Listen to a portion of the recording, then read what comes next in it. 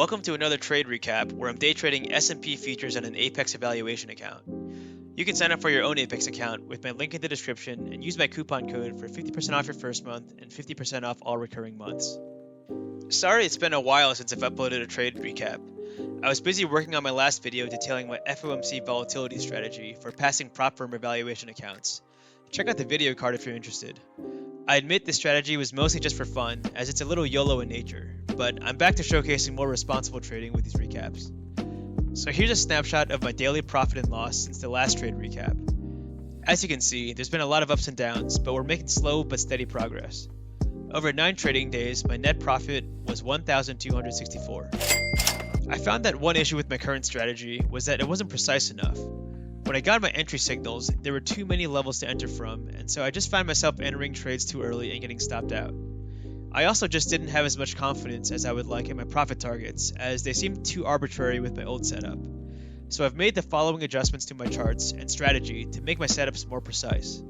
So first, I removed VWAP bands to reduce how many levels were on my chart.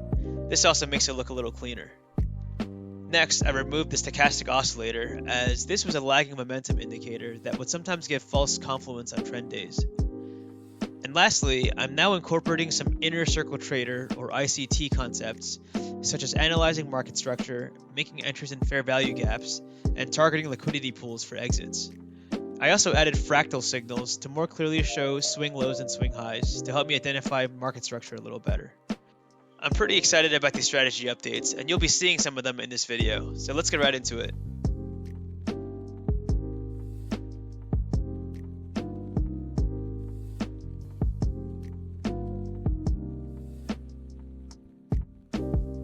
I realized my screen capture wasn't recording a few minutes into this trade, so the recording starts after I entered, but I went long in this demand zone after price retraced back down into it. My initial target was the first liquidity pool right above the most recent swing highs. Tragically, price gets within one tick of my target before dropping back down near my entry. I noticed a more bullish 80 divergence, so I decided to add another contract above my entry to average up. Thankfully, this time price does hit my first profit target, scalping out of one contract. I move my stop to break even and target the bottom of the next fair value gap with my runner. Again, it gets within ticks of my target before rejecting back down. Super frustrating, and I just end up taking profit a little early. Of course, after I exit early, price continues to hit my original target. I'm happy with this trade, but definitely still need to work on just being patient and trusting in my levels.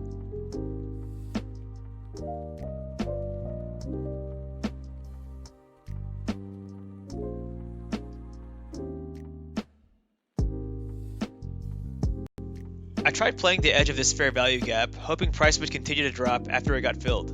But in hindsight, this is just not a smart trade. Market structure was clearly bullish, with price making higher highs and higher lows, and price seemed like it was going up towards the next liquidity pool. Unfortunately, I get hit with some slippage here as well, as my 4-point stop order gets filled at 5.5 points away.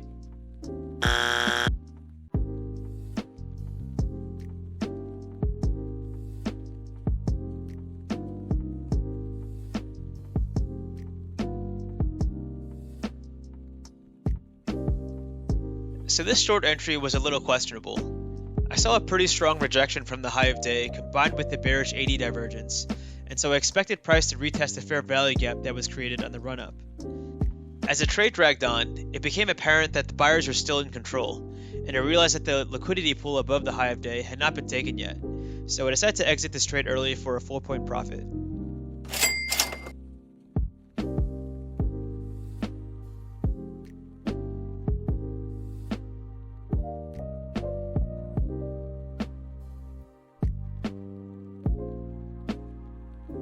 After my initial buy order for 2 contracts at 37.7650 gets touched, but doesn't get filled, and price starts bouncing up without me, I chase a little bit and enter at 37.79. Since this was a chasing entry, I only entered with 1 contract. This was a great ICT setup. After market structure broke to be bullish on a move that created a fair value gap, price retraced back down into the fair value gap and bounced off the 0.5 fib retracement level and immediately headed towards buy-side liquidity. I'm glad I chased to catch 5 points here, but had I entered with 2 contracts at my original entry, I could have left the runner, which would have ran a lot further upwards. took another trade to test something out with micro contracts that didn't work out, and it took a $42 loss. I won't show it since it was so immaterial.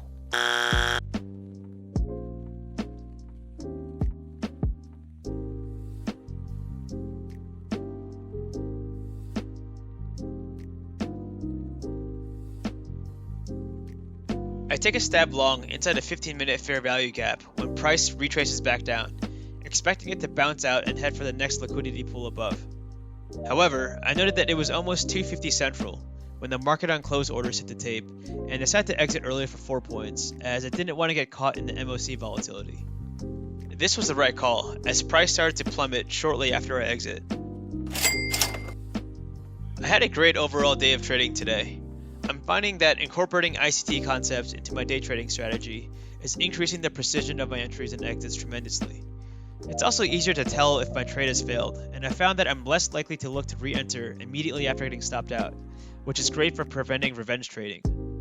As you can see, I'm still using accumulation distribution to help assess the strength of trends, but I'm now more using 80 for confluence and to signal when to increase size. In total, I grew the account by $1,246 today, bringing the total account value to $157,256.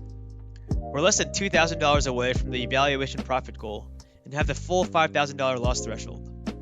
I also have another 150k account that has already hit the profit goal thanks to the FOMC volatility strategy, but I'm just taking a small micro trade a day to meet the minimum 10 trading day requirement, which will be satisfied this week.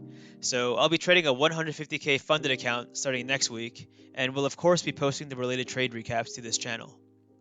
As always, thanks for watching.